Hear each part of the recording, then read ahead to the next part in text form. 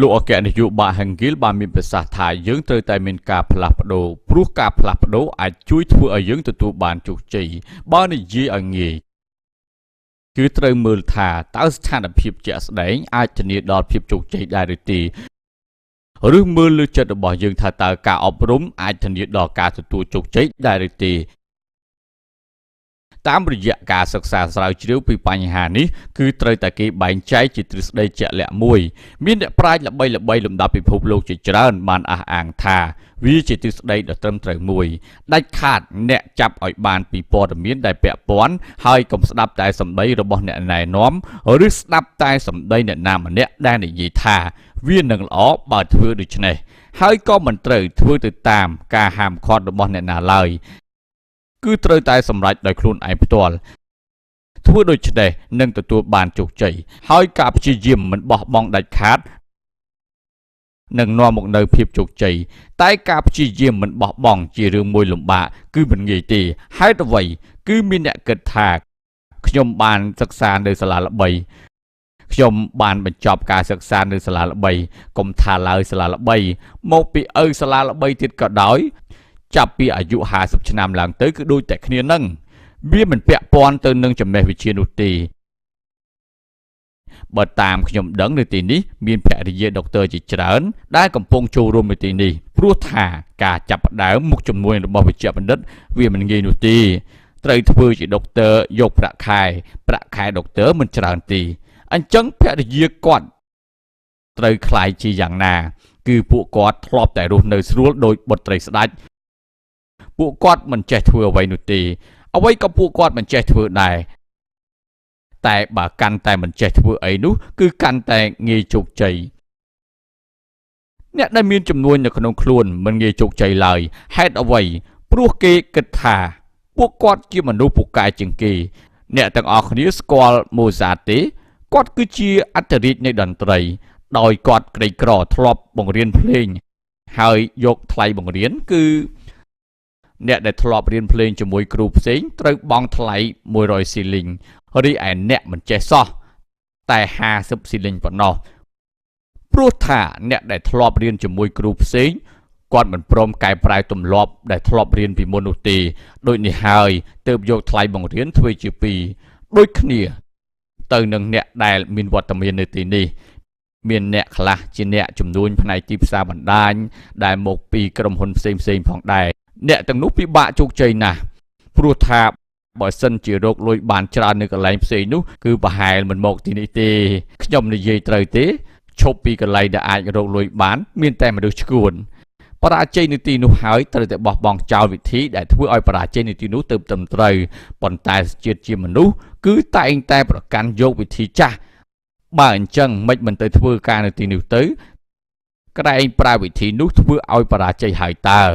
ដូចនេះត្រូវតែផ្លាស់ប្ដូរដោយដែលលោកអគ្គនាយកបាហាំងគីលបានមានប្រសាសន៍ថានៅពេលដែលយើងប្រឡូកក្នុងចំនួននឹងជួបមនុស្សគ្រប់ប្រភេទព្រោះថាភាគច្រើននៃរចនាសម្ព័ន្ធមិនថារចនាសម្ព័ន្ធនៃក្រុមហ៊ុនឬសាធារណៈទេគឺយើងដឹងអំពីប្រភេទមនុស្សដែលនឹងคล้ายជាសិស្សប្អូនយើងឧទាហរណ៍ពេលគេរើសបុគ្គលិកថ្មី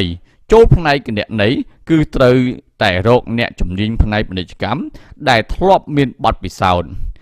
ឯអ្នកមកជាដៃគូក្រុមហ៊ុនយើងគឺយើងមិនអាចស្មានដឹងថាគេជាមនុស្សបែបណាទេគ្មានអ្នកណាដឹងថាគាត់ជាមនុស្សស្រីឬប្រុសក្មេងឬក៏ចាស់នោះទេដោយសារយើងអាចជួបមនុស្សគ្រប់ប្រភេទដូចនេះទើបមានការបណ្ដុំដាលបែបនេះអ្នកដែលមិនបោះបង់ចោលការងារអាតូមីគឺជាមនុស្សដែលទទួលបានជោគជ័យខ្ញុំតែងតែជម្រាបថាខ្ញុំធ្លាប់ជាមន្ត្រីអស់រយៈពេល40ឆ្នាំហើយក៏ធ្លាប់ទទួលបានប័ណ្ណសរសើរពីរដ្ឋាភិបាលផងដែរសួរថាខ្ញុំនៅទីនេះបោកប្រាស់ឬខ្ញុំអាចរស់ដោយស្រួលដោយមិនចាំបាច់បោកប្រាស់គេទេខ្ញុំនៅទីនេះធ្វើអ្វីខ្ញុំក៏ធ្លាប់ជាសាស្ត្រាចារ្យផ្នែកសេដ្ឋកិច្ចផងដែរសពថ្ងៃទូទាំងពិភពលោកមិនថាតែប្រទេសកូរ៉េអាល្លឺម៉ង់អ៊ីតាលីក៏ដោយនៅជប៉ុនក៏ដោយនៅចិនក៏ដូចគ្នាដែរមានបញ្ហាដូចគ្នាគឺបញ្ហាទីផ្សារការងារចំណុចនេះ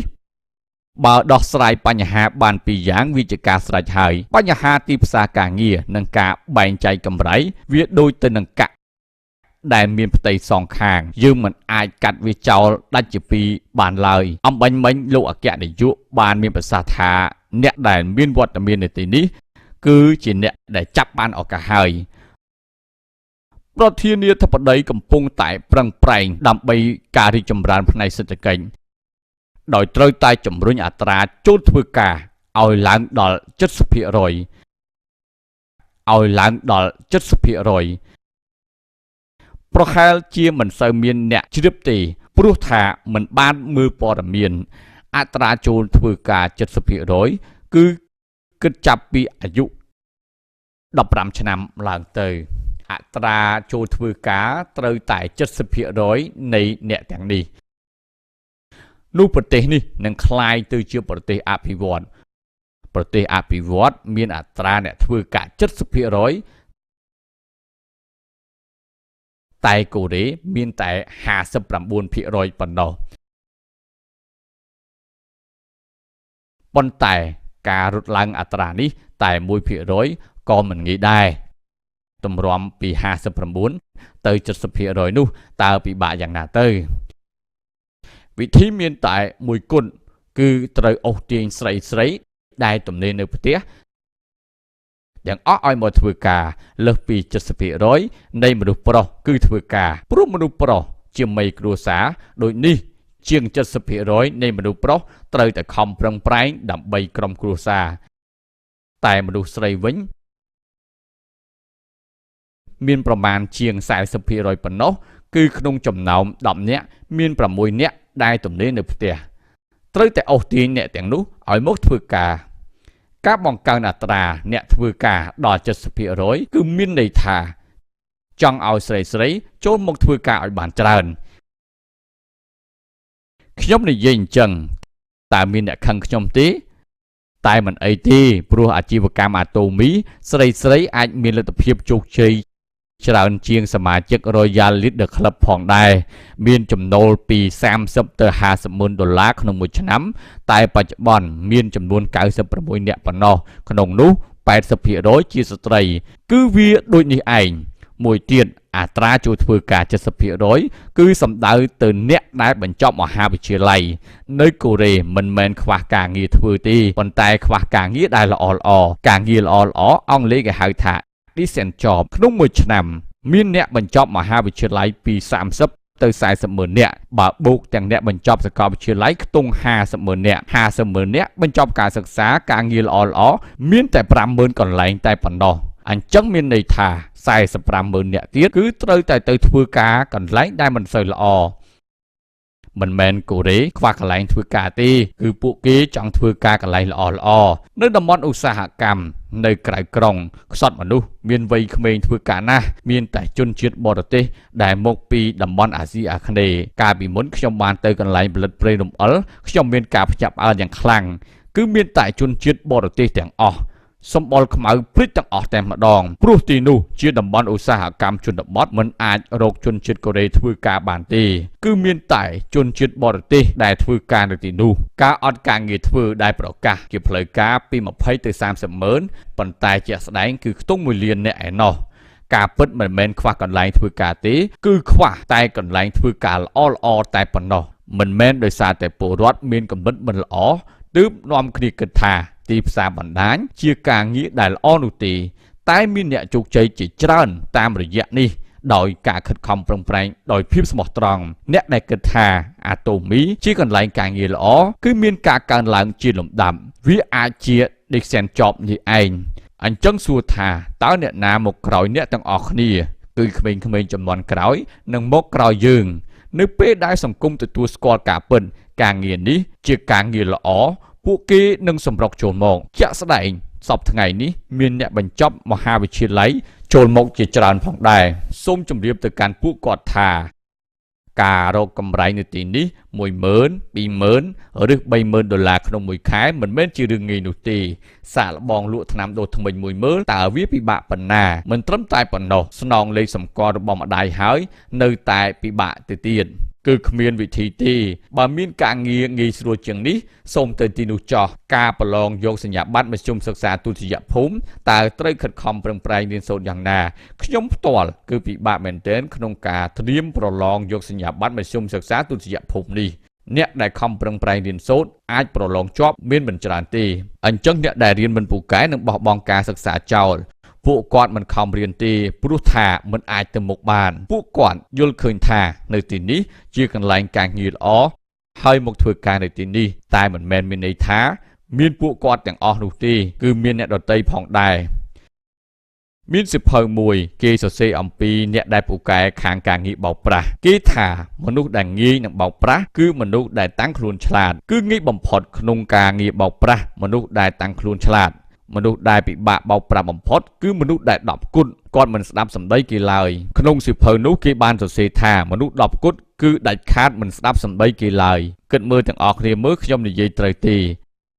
បើយើងចេះចាក់បណ្ដោយជាមួយគាត់នឹងជោគជ័យឥឡូវមានផលិតផលជាច្រើនដូចជាវីតាមីនអាហារបំពន់ជាដើមហើយក៏ឃើញមានប្រសិទ្ធភាពផងដែរចំពោះខ្ញុំទទួលបានប្រសិទ្ធភាពពីហេម៉ូហីមជាច្រើនដោយសារខ្ញុំពាក់កៅអៅបែបនេះមើលទៅដូចជាមិនមានអីទេក៏ប៉ុន្តែនៅពេលដែលខ្ញុំដកអាវចេញនោះនឹងមានស្នាមកំបិតវះកាត់ជាច្រើនដូចជាអ្នកលេងកាប់ចាក់អញ្ចឹងដែរធ្លាប់វះកាត់ពោះផងព្រមទាំងធ្លាប់វះកាត់នៅទីនេះផងដែរហើយនៅពេលដែលវះកាត់ម្ដងតែងតែចាក់ថ្នាំសន្លប់ផងដែរការធ្វើការព្យាបាលតាមវិទ្យាសាស្ត្រក៏ធ្លាប់ទាំងរាងកាយក៏ធ្លាប់ផងដែរមនុស្សមិនមែនគ្រឿងយន្តប្រាក់អាគុយដែលអាចបញ្ចូលធម្មពលនៅពេលដែលយើងអស់ធម្មពលនោះទេខ្ញុំបានសួរទៅកាន់សាស្ត្រាចារ្យដែលធ្លាប់វះកាត់ខ្ញុំថាសពថ្ងៃញ៉ាំបាយក៏បានគេក៏លក់ស្រួលតែនៅពេលមកមន្ទីរពេទ្យម្ដងមិនគឺដូចតែគ្នាអញ្ចឹងយកវ៉ាក់សាំងចាក់ថ្នាំបូមឈាមយើងយកទៅពិនិត្យហើយយើងកំពុងតែខ្វះខាតឈាមផងហើយពិនិត្យរោគជំងឺនេះជំងឺនោះបន្ទាប់មកក៏ពិនិត្យសួតហើយបានយកខ្សែរញ៉េរញ៉ៃមកដាក់នៅលើខ្លួនរបស់យើងដើម្បីពិនិត្យតាមប្រព័ន្ធ ECG ផងដែរហើយមានអ្នកយកញញួរមកគោះលើជើងយើងគ្រាន់ភងតែម្ដងគឺពិនិត្យមើលគ្រប់សពបែបយ៉ាងគួរឲ្យធុញមែនតែនដល់លទ្ធផលចុងក្រោយគេបានប្រាប់ទៅសាស្ត្រាចារ្យថាលោកសាស្ត្រាចារ្យគាត់មានសុខភាពល្អជាងខ្ញុំទៀតគឺគេបាននិយាយបែបនេះឯងកាលពីដើមឡើយលោកអគ្គនាយកបាហាំងគីបានឲ្យខ្ញុំធ្វើជានាយកផ្នែកស្រាវជ្រាវខ្ញុំបានបដិសេធនឹងគាត់ព្រោះថាវាអាចប៉ះពាល់ដល់មុខមាត់របស់ខ្ញុំហើយខ្ញុំគ្មានមូលហេតុអ្វីត្រូវបោកប្រាស់គេដើម្បីលុយនោះទេកាលនោះខ្ញុំខ្សោយកម្លាំងណាស់សូម្បីតែឈរនឹងក៏គ្មានកម្លាំងឈរដែរខ្ញុំមិនហ៊ានបើកឡាននៅលើផ្លូវ highway ទេព្រោះខ្លាចបើកទៅខ្ញុំអស់អគុយមុនឡានមនុស្សយើងនៅសុកអាចអស់កម្លាំងពីខ្លួនភ្លាមក៏ថាបានដែរតែនៅពេលដែលបានចូលរួមស្ដាប់នៅក្នុងបទបង្ហាញដោយអ្នកទាំងអស់គ្នានៅពេលនេះខ្ញុំក៏មកឃើញចក្ខុវិស័យថាជាវិធីព្រួយមួយអាចបាញ់បានទន្សាយពីរគឺដោះស្រាយបញ្ហាកន្លែងការងារធ្វើនិងកម្រៃបានហើយក៏បានចាប់ផ្ដើមហូបហេម៉ូហ៊ីមវាមានរសជាតិដូចជាថ្នាំបុរាណរបស់បុព្វបុរសជនជាតិកូរ៉េអញ្ចឹងដែរគ្រាន់តែវាគ្មានការផ្សំជាមួយនឹងមើមយិនសិនវាបានធ្វើឲ្យខ្ញុំមានកម្លាំងកាន់តែមាំមួនឡើងដូចជាអាគុយដែលកាន់ភ្លើងល្អជាងមុនវាមានប្រសិទ្ធភាពមែនទែនវាត្រូវមនុស្សទាំងអស់តែម្ដងសម្រាប់អ្នកដែលនៅក្មេងបើមានរបបអាហារគ្រប់គ្រាន់ជាប្រចាំហើយនោះមិនចាំបាច់ញ៉ាំអ្វីបន្ថែមទេខ្ញុំទៅពិនិត្យសុខភាពនៅពេលថ្មីនេះគេថាអាយុកាន់តែច្រើនស្រូបសារធាតុចិញ្ចឹមរបស់រាងកាយកាន់តែធ្លាក់ចុះសប្តាហ៍ថ្ងៃសារធាតុចិញ្ចឹមក្នុងបន្លែមានត្រឹមតែ 1/60 តែប៉ុណ្ណោះដូចនេះចង់ឲ្យរូបរាងកាយស្រូបយកសារធាតុចិញ្ចឹមក្នុងបន្លែត្រូវហូបវាឲ្យបានច្រើនមែនទែនត្រូវហូបវាទៅតាមការណែនាំរបស់វេជ្ជបណ្ឌិតពេលឲ្យខ្ញុំហូបអីគឺខ្ញុំហូបនឹងតែម្ដងតែនៅពេលមានវ័យចំណាស់ការស្រូបយកសារជាតិក៏ធ្លាក់ចុះផងដែរមកត្រឹម 10% ប៉ុណ្ណោះដូចនេះទោះបីហូបច្រើនក៏អត់ប្រយោជន៍ដែរសូមពិសាឲ្យសមល្មមទៅបានហើយបំពេញវាទៅតាមហេម៉ូហ៊ីមព្រោះខ្ញុំបានទទួលប្រសិទ្ធភាពពីវាហើយដូចនេះអ្នកដែលមានវ័យចំណាស់ឬមានបញ្ហាសុខភាពពិសាវាចោះនោះលោកអ្នកនឹងមានប្រសិទ្ធភាពហើយក៏អាចថែរក្សារាងយើងផងដែរមិនឲ្យធាត់ពេកឬក៏ស្គមពេកនោះទេជាចុងក្រោយខ្ញុំសូមលើកយករឿង Angelina គាត់បាននិយាយថាទី1ត្រូវកំណត់ទំហំទឹកប្រាក់ដែលយើងចង់រកក្នុងមួយខែទី2ត្រូវកំណត់អំពីប្រភេទការងារ មុខរបរដែលអាចរកទំហំទឹកប្រាក់នោះប្រើវិធីបែបណាដើម្បីរកបានតាមការកំណត់លក់គ្រឿងទេសឬបើកហាងលក់ទំនិញឬកែសម្ផស្សឬធ្វើអ្វីដែលយើងអាចរកប្រាក់កម្រៃបានខ្ពស់បន្ទាប់មកទី3គឺត្រូវកំណត់ពេលវេលាទី4ដើម្បីសម្រេចវាតើយើងត្រូវធ្វើសកម្មភាពបែបណាអាចជួយឲ្យយើងទទួលបានជោគជ័យយក4ចំណុចនេះទៅសរសេរនៅលើក្រដាសជាចំណុចទី5ឬក៏កត់ត្រាវាចូលទៅក្នុងកុំព្យូទ័រហើយអាច print វាដាក់នៅលើក្រដាស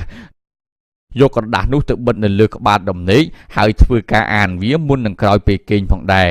នេះជាការសន្យាសច្ចាសម្រាប់ខ្លួនឯងបើទន្ទិញថាខ្ញុំត្រូវមានប្រាក់ចំណូល$50,000ប្រចាំខែ 3-4 ឆ្នាំក្រោយវានឹងក្លាយជាការពិតសម្រាប់អ្នកមិនខាន